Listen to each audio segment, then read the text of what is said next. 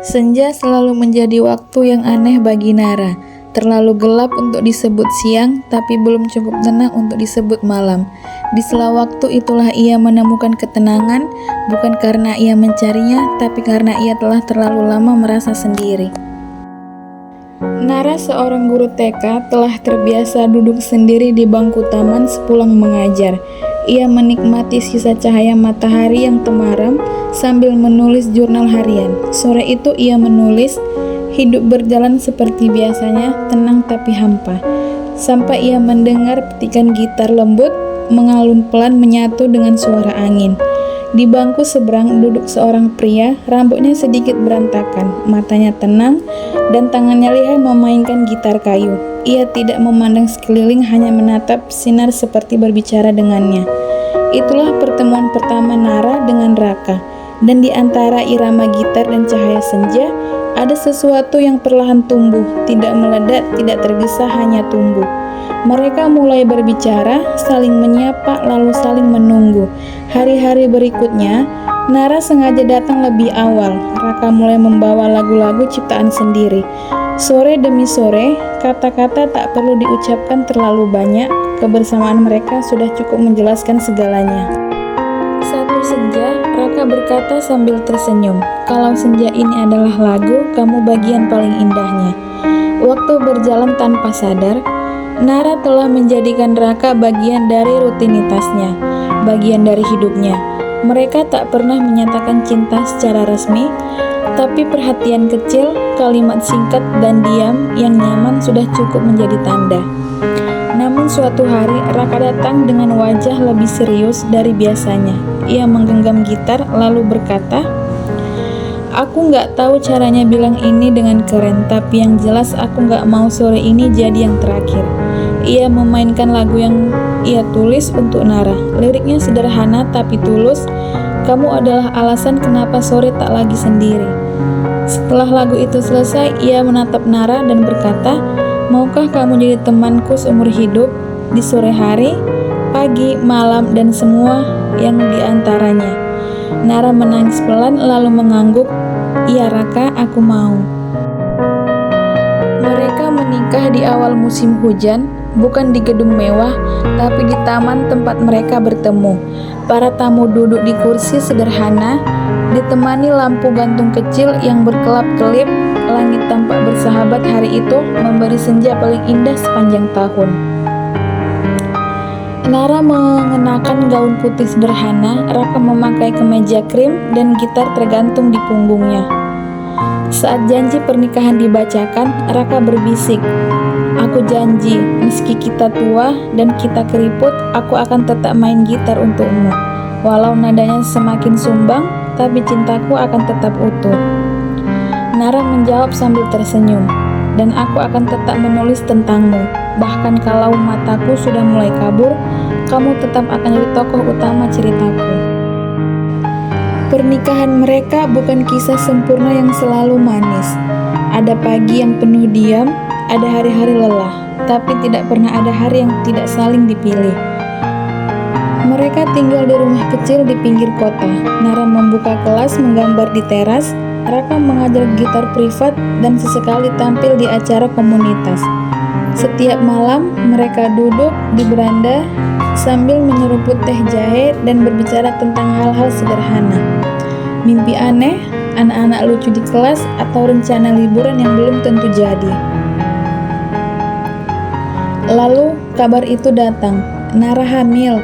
Raka terdiam lama saat mengetahuinya. Ia menangis, tertawa lalu memeluk Nara erat-erat. "Kalau anak kita perempuan, kita beri nama Langit, karena kamu dan senja membuatku hidup secara. Kalau laki-laki, Jingga, karena dia akan jadi cahaya kecil di antara kita." Akhirnya lahirlah seorang anak perempuan. Wajahnya mirip Nara, tetapi mata-matanya seperti Raka saat memainkan gitar, penuh ketenangan. Mereka menamainya Langit Jingga.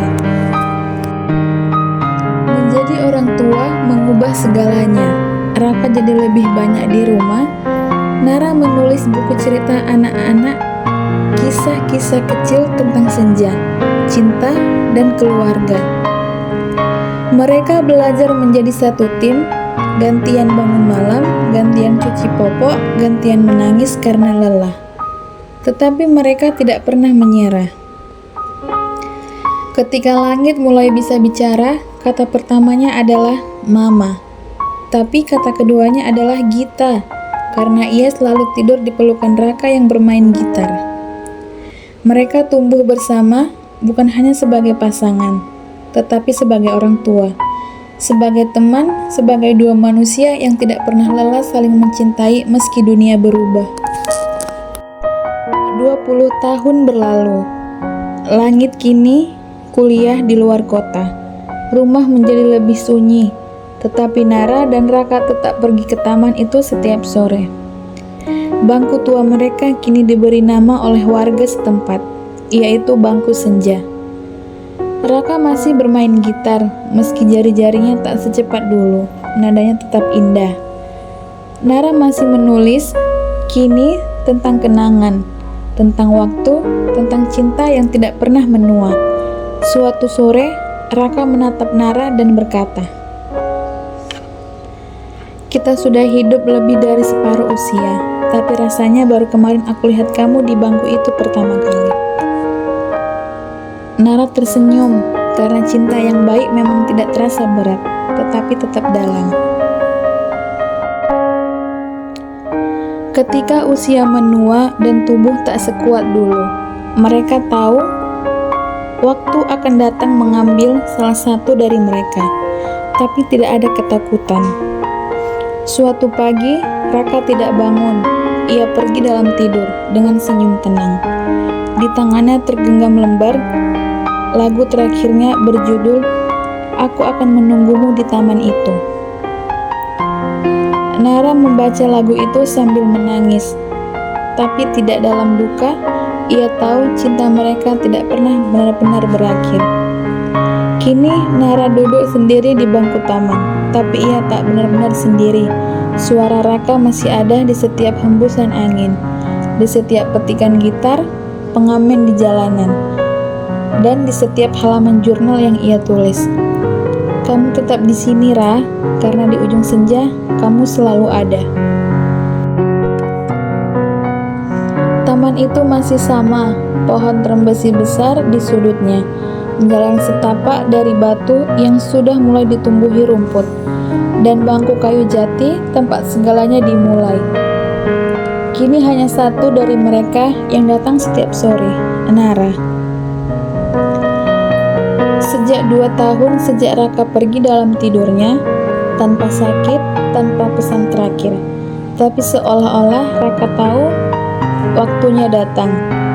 Karena malam sebelum kepergiannya, ia memainkan gitar pelan-pelan dan berkata, "Kalau besok aku nggak sempat bangun, kamu tahu kan, aku bahagia." Nara tidak menangis lagi setiap hari, tapi setiap sore. Ia tetap datang ke taman, duduk di bangku mereka, membawa buku jurnal, coklat yang kini telah berubah menjadi kusam, dan sehelai syal biru tua milik Raka. Ia duduk diam, kadang menulis, kadang hanya menatap langit. Tapi jika seseorang memperhatikannya baik-baik, mereka bisa melihat Nara berbicara pelan-pelan, seolah sedang berbicara pada seseorang yang tidak tampak. Dan mungkin memang begitu, karena cinta yang sejati tidak pernah benar-benar pergi. Suatu hari, anak-anak SMA yang sedang membuat dokumentasi taman bertanya kepada Nara, "Kenapa nenek selalu duduk di bangku ini?" Nara tersenyum, "Karena di sini aku pernah jatuh cinta, dan aku masih jatuh cinta setiap sore." Mereka tertawa, mengira itu romantisme ala kakek nenek zaman dulu. Tapi ketika mereka membaca papan kecil di belakang bangku, mereka terdiam. Tertulis, "Disinilah cinta sederhana itu tumbuh, sore demi sore." Dan di bawahnya, Raka dan Nara, 1985 dan selamanya. Langit, anak sematawayang mereka, kini sudah menjadi ibu. Ia tinggal di kota dan lain bersama suaminya dan anak mereka, Aruna. yang berusia 5 tahun. Tapi setiap liburan, mereka datang menjemput Nara dan membawanya ke kota. Di ruang keluarga rumah mereka terdapat satu gitar tua di sudut ruangan, gitar peninggalan Raka. Langit tidak pernah memainkannya, tapi anaknya Aruna suka memetik senarnya meski belum bisa menghasilkan nada. "Kenapa ibu enggak ajarin aku?" tanya Aruna. Langit tersenyum. "Nanti ya, tapi kamu tahu nggak, gitar itu dulunya milik kakek. Lewat gitar itulah dia bikin nenek jatuh cinta." Sejak saat itu, Aruna mulai tertarik mendengar cerita-cerita tentang senja, taman, dan lagu-lagu. Ia bahkan pernah bilang, "Kalau aku besar, aku juga mau duduk di taman. Siapa tahu ada orang yang bisa main gitar dan aku jatuh cinta juga." Langit menangis malam itu, bukan karena sedih, tapi karena menyadari cinta orang tuanya tidak hanya hidup di kenangan, tapi juga telah berpindah ke generasi baru. Setiap ulang tahun pernikahan, meski Raka telah tiada, Langit dan Aruna mengajak Nara ke taman tempat bangku senja itu berada. Mereka menaruh bunga kecil, memainkan lagu yang pernah ditulis Raka, dan membaca potongan jurnal Nara yang kini telah dijilid menjadi buku berjudul Senja Pertama, Kisah Cinta dari Taman yang Tak Pernah Sepi. Buku itu diterbitkan oleh komunitas lokal dan banyak menginspirasi orang muda tentang arti cinta yang tenang tapi dalam. Pada ulang tahun pernikahan ke-35, Langit menemukan sesuatu yang disembunyikan ayahnya bertahun-tahun lalu. Sebuah kotak kayu kecil di rak gitar berisi surat, ditujukan untuk Nara. Langit menyerahkannya pada ibunya dengan tangan gemetar. Nara membukanya pelan. Kertasnya sudah menguning, tapi tulisan tangan Raka masih jelas. "Untuk Naraku, kalau surat ini kamu baca, mungkin aku sudah tidak bisa duduk di sampingmu lagi. Tapi aku tahu kamu pasti tetap datang ke taman, tetap menulis, dan tetap mencintaiku. Nara, aku ingin kamu tahu satu hal. Kamu adalah seluruh laguku. Kalau aku pernah membuat lagu untuk senja, itu karena kamu adalah senja dalam hidupku. Kalau aku menulis lirik tentang rumah, itu karena kamu membuat dunia ini terasa seperti rumah. Dan jika kamu masih duduk di bangku itu sendiri, jangan merasa kesepian. Karena setiap kali kamu merasa angin sore menyentuh pipimu, itu aku selalu mencintaimu, Raka." Nara menangis hari itu, tapi bukan karena sedih, karena cinta seperti ini tidak bisa diakhiri oleh kematian. Cinta ini hidup di pohon-pohon taman itu, di gitar tua, di suara anak kecil yang bernyanyi lagu-lagu lama, dan di setiap senja yang datang membawa kehangatan baru. Di usianya yang ke-75, Nara masih bisa berjalan seperti menuju taman, dibantu tongkat, tetapi wajahnya tetap lembut, matanya tetap teduh, dan di tangannya selalu ada jurnal kecil. Saat Aruna berusia 17 tahun, ia memenangkan lomba esai nasional dengan judul Cinta yang Duduk di Bangku Senja. Esai itu bercerita tentang kakek dan neneknya, tentang lagu-lagu, tentang senja, tentang cinta yang tidak pernah marah, tidak pernah menuntut, hanya hadir hari demi hari. Taman itu kini diresmikan sebagai ruang publik bertema Taman Raka dan Nara. Bangkunya tak pernah kosong. Orang-orang datang untuk sekedar duduk, membaca, atau jatuh cinta diam-diam. Dan di hari terakhir Nara, ia masih sempat menulis satu kalimat sebelum menutup mata. "Ra, aku siap pulang. Tunggu aku di bangku itu. Jangan main gitarnya dulu tanpa aku." Dan konon pada senja yang tenang setelah kepergiannya, seorang petugas taman melihat dua sosok samar duduk di bangku kayu tua. Satu lelaki dengan gitar, satu perempuan dengan buku kecil di tangannya. Mereka tidak bicara, hanya duduk bersama. Seperti dulu, seperti sekarang, dan seperti selamanya.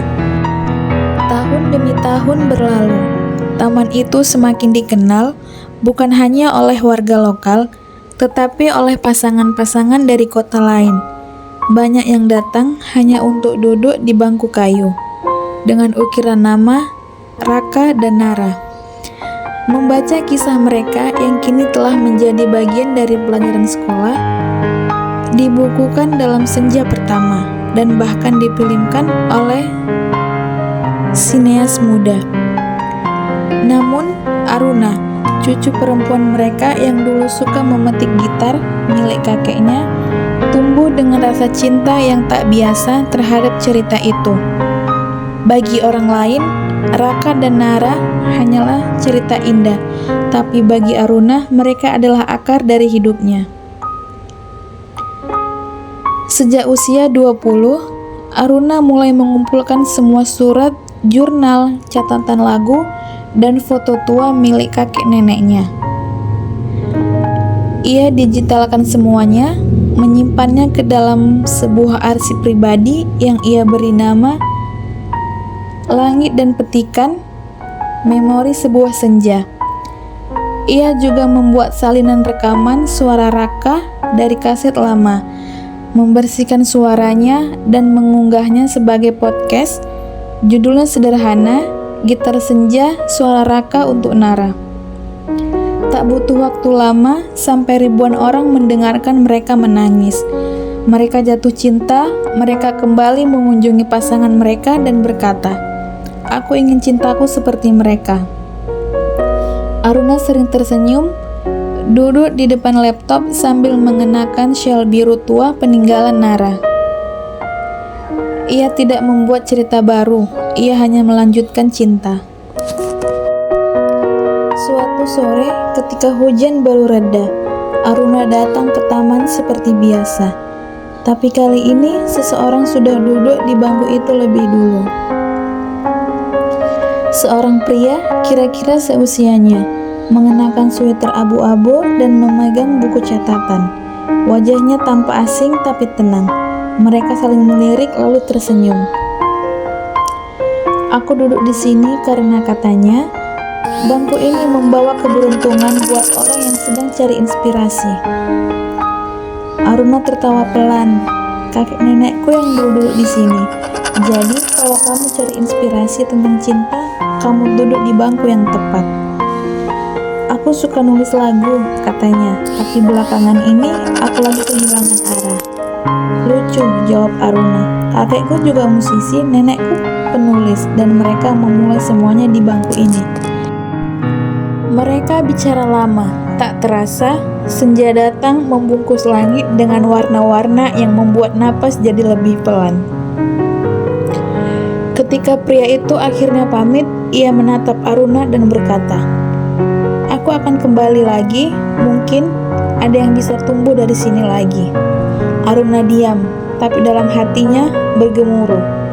Bukan karena romansa tiba-tiba, tetapi karena satu kalimat sederhana yang telah menyalakan sesuatu yang dulu pernah dinyatakan di hati Nara. Beberapa minggu kemudian, Aruna mulai menulis, bukan tentang Raka dan Nara. Kisah mereka telah tuntas dengan indah. Ia menulis tentang dirinya, tentang bangku tua, tentang seorang pria asing yang duduk dan bercerita tentang kehilangan arah. Dan akhirnya ia menulis tentang kemungkinan bahwa cinta bukan hanya tentang dua hati yang bertemu, tapi tentang bagaimana cinta ditanam, tumbuh, dan diwariskan. Dari lagu ke lagu, dari jurnal ke jurnal, dari satu senja ke senja berikutnya. Langit jingga, Ibunda Aruna membaca tulisan itu dan tersenyum. "Waktu kecil kamu pernah bilang ingin duduk di taman dan jatuh cinta. Mungkin waktunya sudah datang ya?" Aruna tidak menjawab. Ia hanya menatap keluar jendela ke langit yang mulai berubah warna. Jingga seperti nama ibunya, seperti warna cinta yang diwariskan dari generasi ke generasi.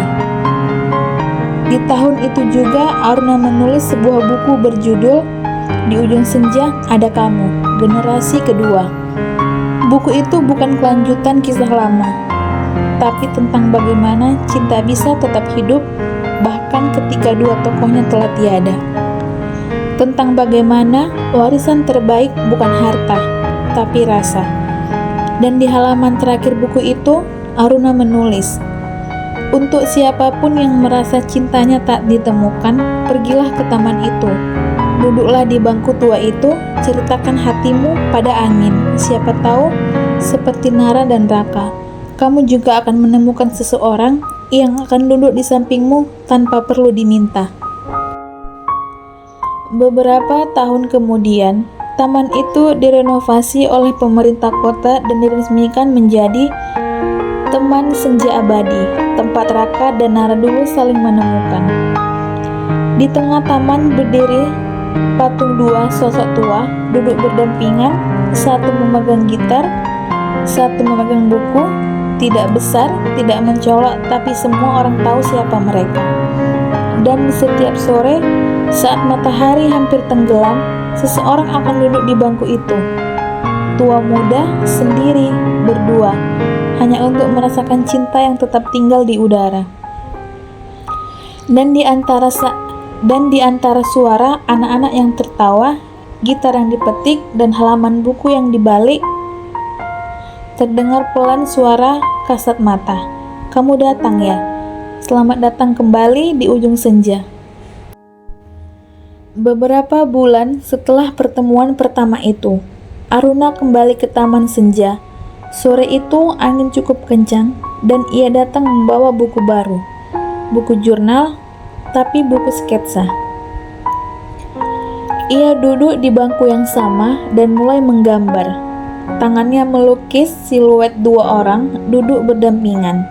Satu memegang gitar, satu memegang kertas. Gambar itu seperti terulang, Raka dan Nara, atau mungkin dirinya dan seseorang yang ia harap akan datang lagi. Dan ia datang, pria itu, Damar.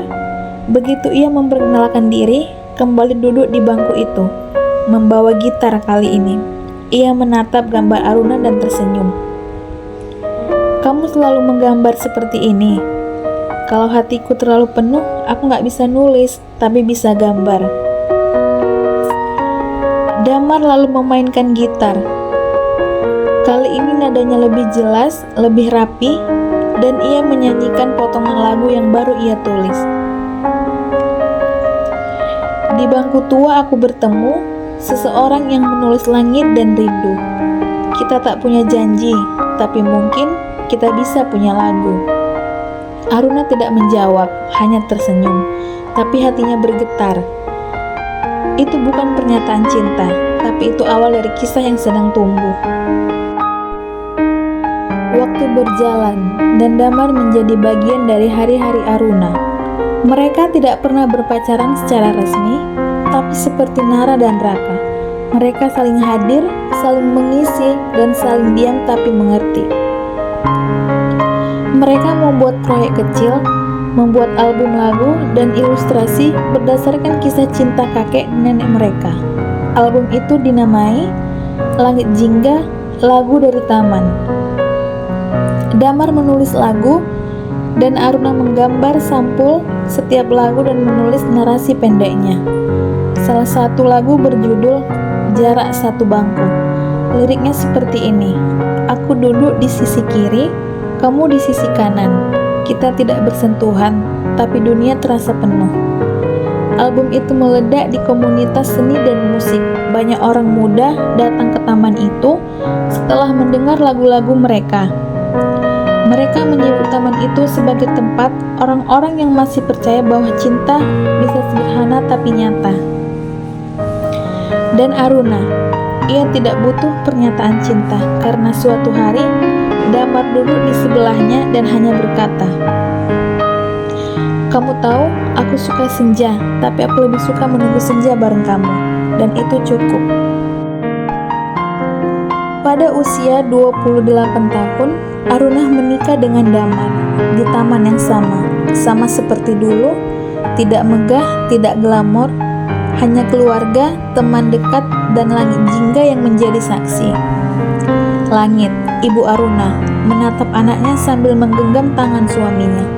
Di pipinya menetes air mata, bahagia sekaligus haru, karena kisah itu terus hidup. Dan di tempat terdekat dari bangku senja, Aruna menaruh 2 foto. Yang pertama foto pernikahan Raka dan Nara, dan yang kedua foto dirinya dan Damar, mengenakan busana sederhana dan tersenyum menghadap matahari terbenam. Upacara itu penuh lagu, tawa, dan cerita. Semua tamu diminta menulis 1 kalimat tentang cinta yang paling mereka percaya, dan hasilnya dikumpulkan, menjadikan buku berjudul Kutipan dari Bangku Tua. Beberapa tahun kemudian, Aruna melahirkan anak perempuan. Mereka menamainya Sena, gabungan dari senja dan nada. Sena tumbuh dengan cerita-cerita tentang kakek buyutnya yang bermain gitar, nenek buyut yang menulis, dan taman yang punya suara sendiri. Di usia 5 tahun, ia sudah bisa menyandungkan lagu Langit Jingga dengan fasih. Pada ulang tahun pernikahan ke-50, Raka dan Nara, keluarga besar mereka, berkumpul di taman. Kini lebih dari 3 generasi duduk sekeliling di bangku itu. Ada tawa anak-anak, gitar yang dipetik cucu, dan jurnal yang kembali dibuka. Langit, Aruna, dan Sena membuat peringatan kecil dengan menanam pohon baru di samping bangku. Pohon itu dinamai Pohon Rindu. Di bawahnya ditanam surat-surat cinta Nara dan Raka dalam kapsul waktu yang ditulis ulang dan dilaminasi.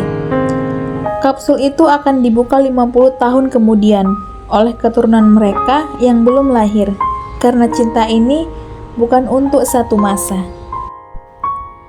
Seiring waktu, kisah Di Ujung Senja Ada Kamu menjadi karya yang dipelajari di banyak tempat. Buku ajar, naskah teater sekolah, bahkan adaptasi film pendek yang memenangkan festival. Taman itu menjadi situs budaya. Banyak orang yang datang bukan hanya untuk melihat bangku, tetapi untuk merasa hadirnya cinta lama yang tidak pernah pergi. Di sebuah pameran seni di Tokyo, Jepang, lukisan karya Aruna tentang Raka dan Nara duduk di bangku taman terjual dalam 2 menit. Judul lukisannya, Aku Tidak Mencarimu, Tapi Aku Menemukanmu di Senja. Dan di bawah lukisan itu, ia menulis, cinta tidak butuh peta. Cukup duduk, tunggu, dan dengar suara yang kamu kenal, bahkan saat dunia tak lagi bersuara. Sena, gadis dengan mata coklat dan rambut seperti gelombang sore, tumbuh di rumah yang penuh ceria. Di rak buku rumahnya ada barisan jurnal milik Nara, lagu-lagu Raka, ilustrasi Aruna, dan buku dongeng kecil yang ditulis Langit saat Aruna masih kecil. Setiap benda punya kenangan, dan setiap kenangan punya rasa. Di usia 10 tahun, Sena sudah bisa menggambar dengan gaya mirip ibunya, bermain gitar dengan cara belajar sendiri, dan menulis puisi pendek tentang apa yang ia lihat di taman.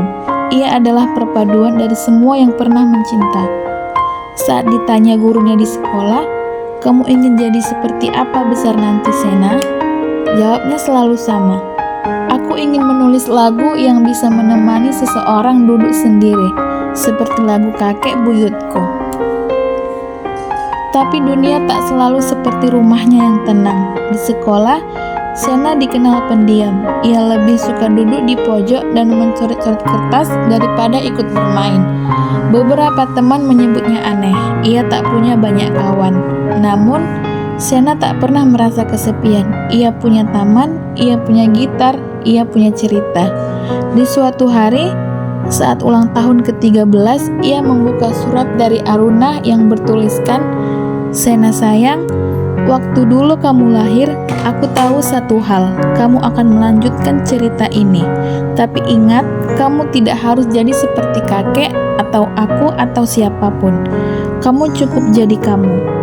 Dan itu sudah cukup untuk membuat dunia berhenti sejenak dan mendengarkan." Saat duduk sendiri di taman suatu sore, Sena bertemu dengan seorang anak laki-laki bernama Bayu, anak baru di kota itu. Bayu tidak tahu kisah tentang bangku tua, tidak tahu siapa Raka dan Nara, tidak tahu tentang festival senja atau lagu-lagu legendaris. Ia hanya duduk karena capek habis lari. "Kamu ngapain sendirian di sini?" tanya Bayu. "Aku suka senja."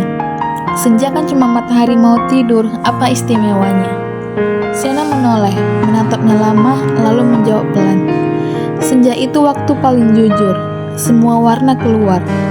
Langit gak menutup-nutupi, dia menunjukkan semua yang dia punya, termasuk luka." Bayu tidak menjawab, tapi sejak hari itu, ia selalu datang lagi setiap sore. Mereka jadi teman, lalu jadi teman baik. Dan seperti cerita cinta pertama keluarga Sena yang dulu, tidak ada pernyataan, hanya kebersamaan. Mereka membaca buku bareng, bermain gitar, menulis puisi dan lagu. Bayu mengisi Sena dengan tawa. Sena mengisi Bayu dengan kedalaman. Keduanya saling menyeimbangkan seperti cahaya dan bayangan. Sampai suatu sore, Bayu memetik gitar pelan dan menyanyikan lagu ciptaan mereka bersama. "Kalau aku matahari, kamu pantai tempatku tenggelam. Kalau aku nada, kamu lagu yang menjadikanku utuh. Kita bukan takdir, tapi mungkin kita dipertemukan untuk saling sembuh." Sena hanya berkata satu kalimat setelah lagu itu. "Kayaknya aku sudah ngerti kenapa Nenek Nara dulu selalu datang ke taman ini." Tahun-tahun berlalu, Sena dewasa. Bayu dan Sena akhirnya melanjutkan pendidikan ke luar negeri. Namun mereka selalu kembali setiap musim libur untuk duduk di bangku tua itu.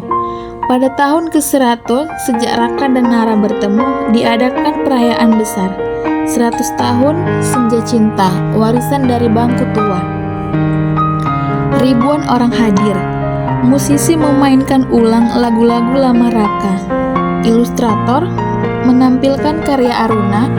Penulis membuat puisi berdasarkan surat-surat cinta Nara. Anak-anak mewarnai gambar langit jingga. Sena dan Bayu naik ke panggung kecil di tengah taman, mempersembahkan lagu terakhir yang ditulis Raka, namun belum pernah dinyanyikan secara publik. Hanya ditemukan di kapsul waktu. Judul lagu itu Pulang ke Kamu. Dan saat Sena menyanyikannya, angin sore meniup pelan, daun-daun menari, matahari turun perlahan, dan seisi taman diam seolah-olah semesta pun sedang mendengar. Di akhir acara, semua keluarga besar Raka dan Nara berkumpul. 3, 4, bahkan 5 generasi. Dari yang belum bisa bicara hingga yang berjalan pakai tongkat. Mereka berkumpul untuk satu hal, cinta. Cinta yang dimulai dari satu pertemuan di taman dan tidak pernah benar-benar berakhir. Sena, yang kini menjadi penulis terkenal dan pemusik independen, memutuskan untuk menulis satu buku terakhir yang ia sebut bukan novel, bukan puisi, bukan biografi, tapi surat cinta untuk siapapun yang duduk di bangku ini setelah aku. Dalam halaman terakhir, ia menulis, "Kalau kamu sedang duduk di sini dan merasa sendiri, ingatlah bahwa bangku ini pernah menjadi tempat dua orang saling menemukan, dan cinta mereka hidup hingga ke cicit mereka. Jadi kalau kamu ragu, takut, atau tidak yakin akan cinta, beristirahatlah di sini. Dengarkan angin, tarik napas dalam. Karena mungkin di ujung senja ada kamu juga, sama seperti dulu ada Raka dan Nara." Cerita ini tidak berakhir di Sena. Mungkin suatu hari seseorang bernama kamu, pembaca cerita ini, akan duduk di bangku itu dan menemukan seseorang atau menemukan dirimu sendiri. Karena kisah cinta sejati tidak harus menjadi besar. Yang penting, ia tetap tinggal di bangku taman, di hati orang-orang, dan di ujung senja. Puluhan tahun telah berlalu sejak perayaan 100 tahun senja. Kini taman tempat Raka dan Nara bertemu telah menjadi Taman Nasional Cinta. Namanya tetap Taman Senja Abadi. Tapi kini ada museum kecil di dekatnya, Museum Raka dan Nara. Di dalamnya terdapat gitar asli milik Raka yang dilindungi kaca, jurnal-jurnal Nara yang dibukukan dalam berbagai bahasa, dan lukisan-lukisan Aruna yang dipajang seperti kisah waktu dalam warna. Sena dan Bayu kini telah menua. Mereka tinggal tidak jauh dari taman itu, dan sesekali mengisi kelas cinta dan musik untuk anak-anak muda. Mereka tidak mencari popularitas, mereka hanya ingin satu hal. Jangan biarkan generasi ini tumbuh tanpa tahu bahwa cinta bisa sederhana, jujur, dan abadi. Dan seperti Raka dan Nara dulu, mereka juga punya seorang cucu, namanya Lunara. Lunara lahir saat hujan turun di luar jendela dan matahari tetap berusaha mengintip dari balik awan. Namanya diberikan oleh Sena sebagai gabungan dari dua hal. Luna, bulan, simbol ketenangan malam. Nara, sebagai penghormatan untuk nama perempuan yang memulai semuanya. Lunara tumbuh sebagai anak yang cerdas, kritis, dan penuh rasa ingin tahu. Tapi berbeda dari garis keturunannya, ia tidak suka senja. Aku lebih suka malam, gelap tapi jujur, tidak pura-pura terang, katanya di usia 12 tahun. Sena tidak memaksa, ia hanya tersenyum dan berkata, "Mungkin nanti kamu akan menemukan sesuatu yang membuatmu mencintai senja. Sama seperti dulu, aku membencinya karena terlalu singkat." Tapi suatu malam saat ia bermain piano tua di ruang tamu, Lunara menemukan lirik lagu yang belum selesai di antara lembaran partitur tua.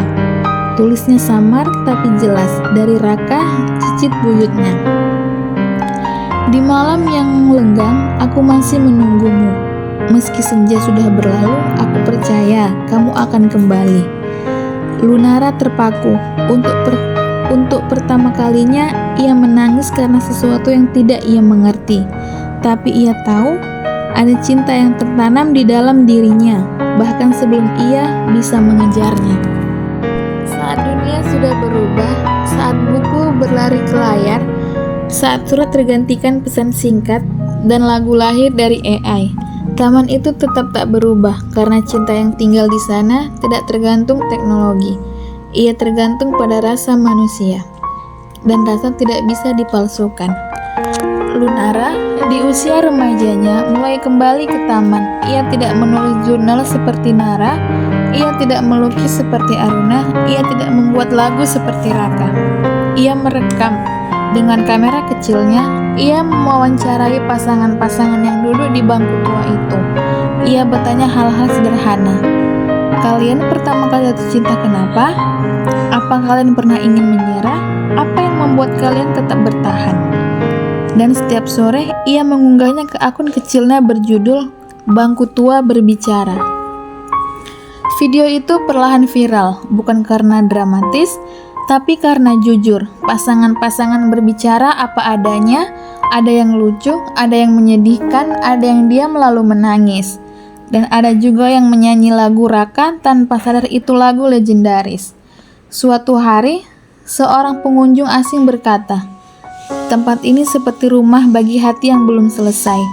Dan Lunara menjawab, "Karena dulu, dua orang jatuh cinta di sini dan mereka tidak pernah benar-benar pergi." Saat ulang tahun ke-150, pertemuan Raka dan Nara tiba. Seluruh keturunan mereka berkumpul, 7 generasi. Mereka tidak membuat pesta besar. Mereka hanya duduk, membaca ulang surat-surat lama, memainkan ulang lagu-lagu cinta, dan menulis surat baru yang akan disimpan dan dibuka 50 tahun lagi. Lunara naik ke podium kecil, membacakan pidato. Kita semua lahir karena satu hal kecil. Dua orang yang memutuskan duduk di taman bukan karena janji, bukan karena rencana besar, tapi karena mereka percaya kalau hati dipenuhi cinta, maka sore akan terasa seperti rumah. Semua terdiam. Dan saat senja benar-benar datang, matahari tenggelam di antara dua patung batu Raka dan Nara yang saling memandang, seperti kembali menyapa, seperti mengatakan, "Kami di sini, kalian semua telah melanjutkan cerita dengan indah."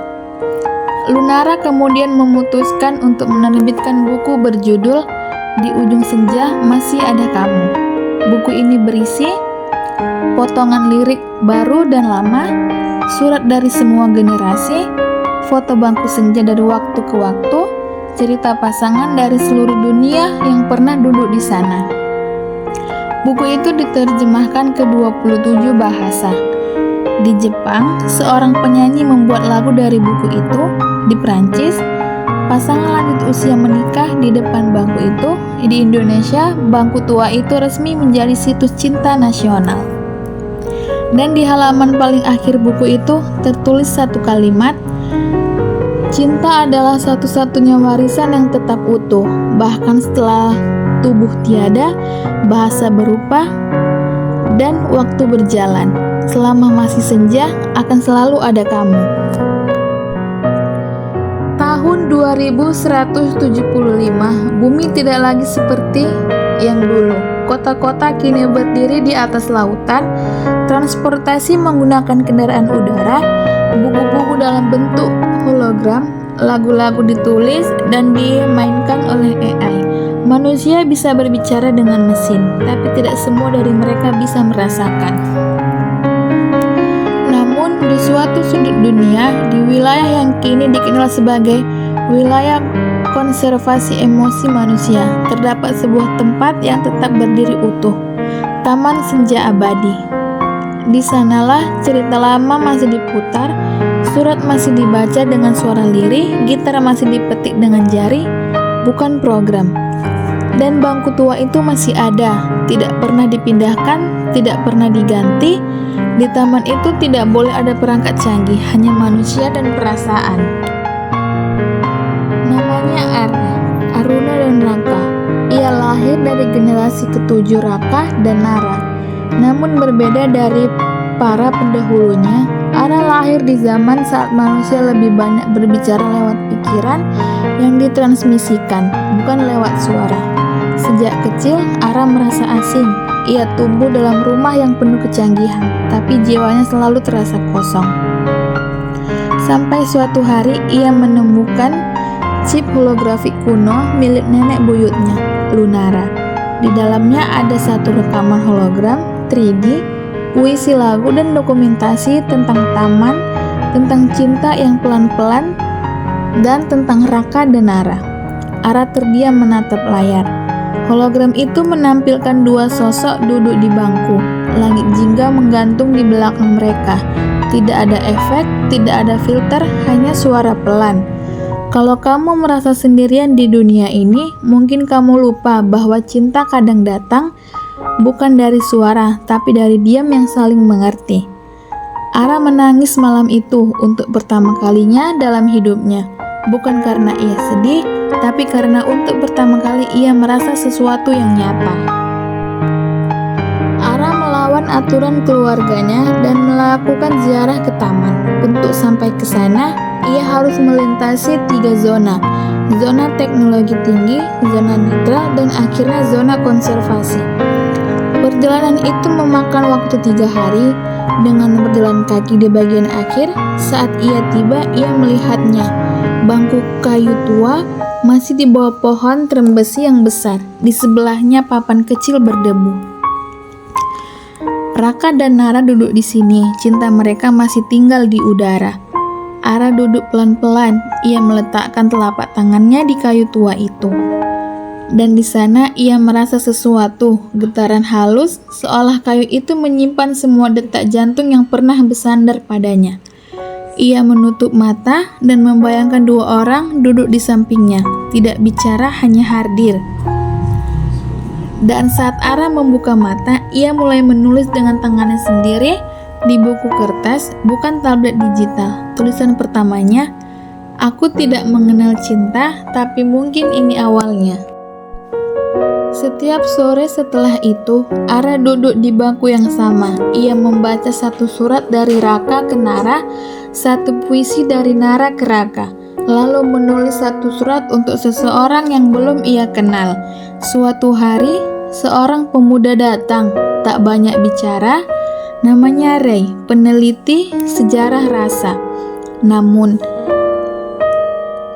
ia sedang menulis disertai tentang cinta dalam era sebelum otomasi. Ara dan Ray tidak bicara banyak di hari itu. Tapi seperti Raka dan Nara dulu, diam mereka tidak kosong. Hari berikutnya, Ray kembali, membawa satu alat tua, gitar manual milik museum. Ia duduk memetik pelan-pelan senar itu. Ara menulis puisi di sampingnya. Tanpa sadar, keduanya telah melakukan apa yang dilakukan Raka dan Nara hampir 2 abad lalu. Menciptakan cinta tanpa berkata, membangun perasaan dari hal paling sederhana. Ara memutuskan untuk menulis sebuah buku nyata, bukan dalam bentuk hologram, bukan kertas. Judulnya, Senja Tidak Pernah Mati, Surat dari Masa ke Masa. Ia mengumpulkan surat cinta dari generasi pertama hingga ke-7, puisi, lagu, gambar, dan percakapan di bangku. Foto taman dari tahun 2025 hingga 2175. Dan pada halaman terakhir, Ara menulis, "Kalau kamu menemukan buku ini di zaman di mana cinta mungkin tak lagi disebut, duduklah, tarik napas, lihat langit. Dengarkan pelan, di ujung senja masih ada kamu."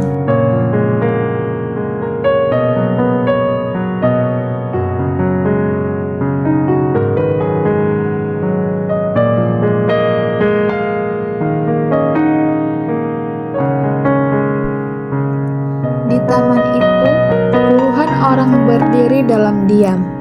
Keturunan Raka dan Nara dari seluruh koloni, bumi, dan orbit. Beberapa datang dari Mars, dari stasiun angkasa, dari bawah laut, dari wilayah salju dan kota-kota apung.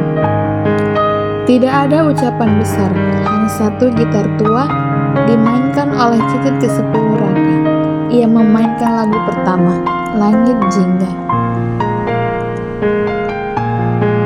Lagu itu pernah ditulis oleh Raka, dimainkan ulang oleh Aruna, dihidupkan kembali oleh Sena, diorbitkan oleh Ara, dan kini diabadikan dalam kapsul sejarah manusia.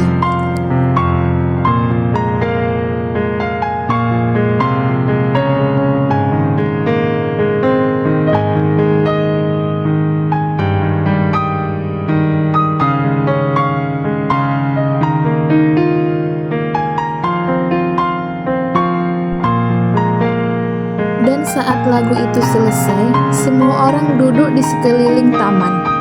Mereka membaca satu persatu surat cinta yang dikumpulkan dari ratusan tahun.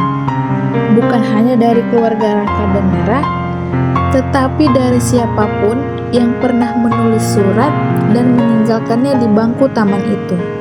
Surat dari seorang pemuda yang tidak pernah bisa menyatakan cinta, seorang istri yang kehilangan suami, seorang anak yang ditinggal ayah, seorang wanita yang mencintai dalam diam selama 60 tahun, seorang alien peneliti budaya manusia yang menulis, "Saya tidak memahami cinta, tapi saya merasa sesuatu saat duduk di bangku ini." Semua surat dibacakan dalam suara pelan, seperti doa, seperti lagu yang tak butuh notasi.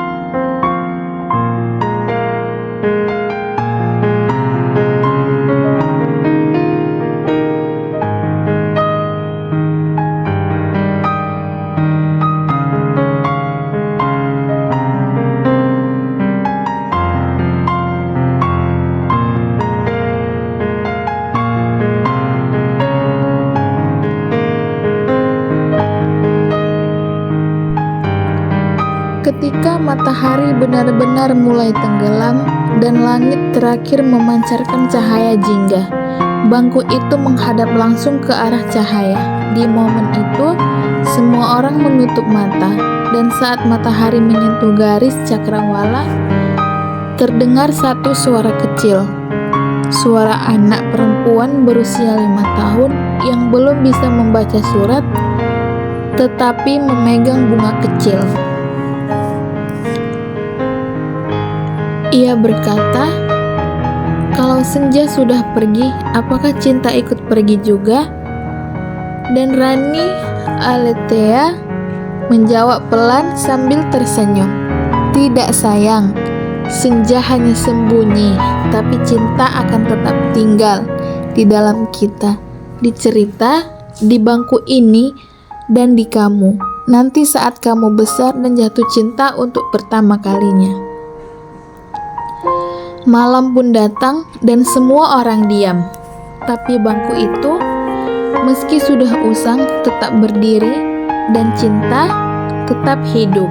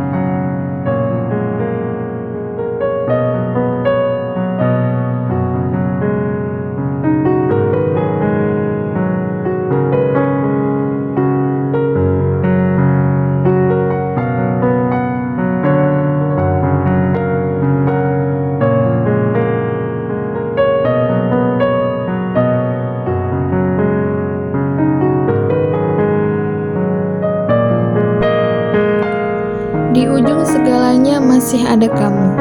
Tahun demi tahun akan berganti. Bumi mungkin tak lagi sama. Langit mungkin tak lagi jingga. Bangku itu mungkin akan habis oleh waktu.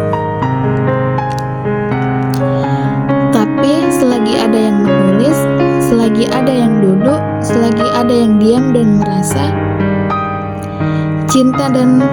cinta Raka dan Nara akan tetap ada, karena mereka bukan kisah lama. Mereka adalah cahaya kecil yang ditinggalkan untuk siapapun yang terseret. Cahaya yang bilang, "Aku di sini. Kalau kamu butuh tempat pulang, duduk saja. Di ujung senja masih ada kamu."